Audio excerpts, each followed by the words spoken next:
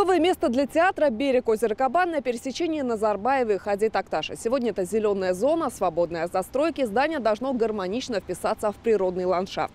Новое место гораздо демократичнее, чем нынешняя огромная открытая площадь в центре города. Возможно, это позволит архитекторам найти для театра новые смыслы. На международный конкурс, объявленный в июле, поступило 537 заявок из России, Европы, Америки, Азии. По правилам, зарубежные компании объединились с российскими в 26 консорциумов. В финале 8 из них в Пяти и казанские архитекторы. За театр возьмутся московское бюро «Вау-хаус», создавшее электротеатр «Станиславский», лондонское «Заха Хадид», строившее оперный театр в Гуанчжоу и центр Гейдара Алиева в Баку. В составе одной из групп Герман Бакулин, проектировавший нынешнее здание театра Камала. Кроме тех заданий, финалисты получат подробные материалы, историю Казани и самого театра Камала. Я взяла все это напечатано, если у кого-то есть желание посмотреть. То есть, есть в креативных вообще всех индустриях такое понятие, какой бриф, такой креатив.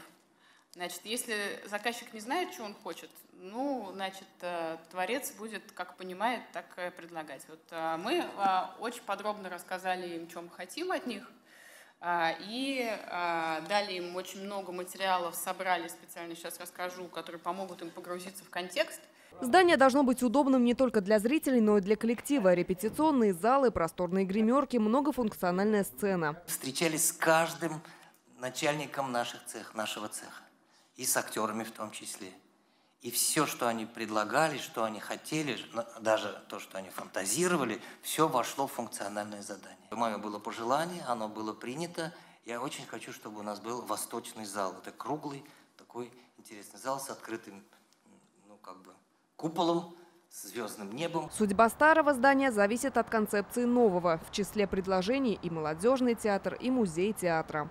Даже те концепции, которые звучали в конкурсных заявках, они зачастую рассматривали существующее здание театра и вновь строящиеся здания театров как идеологически единый комплекс.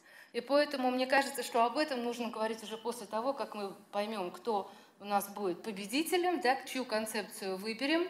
Выберет республика, выберет профессиональное сообщество. И сколько лет мы будем ее будем реализовывать. Пока вся работа проходит в онлайн-режиме. В конце ноября семинар с финалистами состоится в Казани. Сами проекты будут представлены 20 января. После их рассмотрит экспертный совет, а 3 февраля жюри выберет победителя. Новоселье театр должен справить к 2025 году.